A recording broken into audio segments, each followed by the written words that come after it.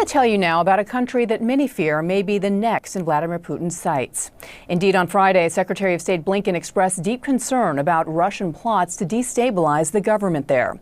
It's a small, poor nation just to the southwest of Ukraine that holds within it a Russian-backed separatist region.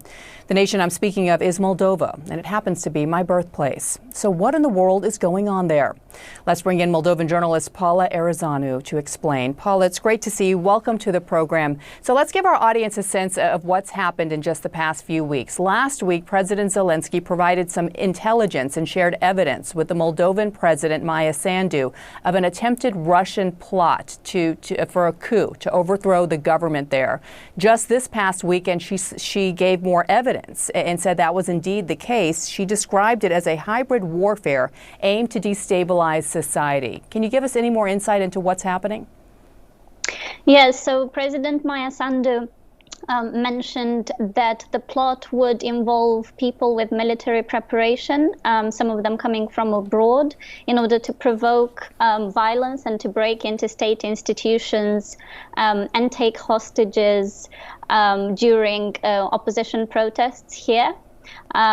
Also, Zelensky's advisor, Mikhail Podolak, confirmed this kind of the details, saying that actually Russia's new plan for Moldova does not involve tanks but bandits.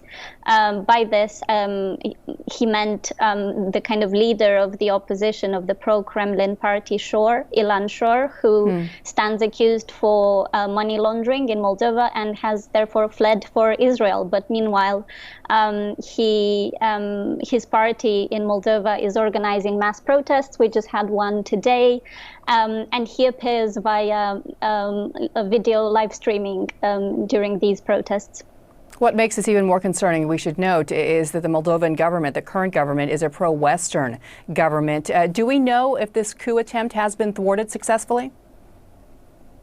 Well, state institutions over the past week have talked about not allowing about 60 foreign citizens into the country.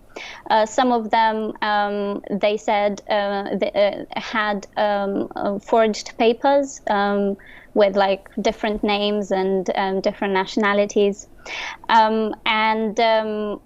More police have been patrolling the streets, and the kind of Ministry of Internal Affairs released this kind of plan for bomb shelters in case of any kind of emergency. So it does feel like state institutions have intensified both their actions and their communication, which has been poorer in the past.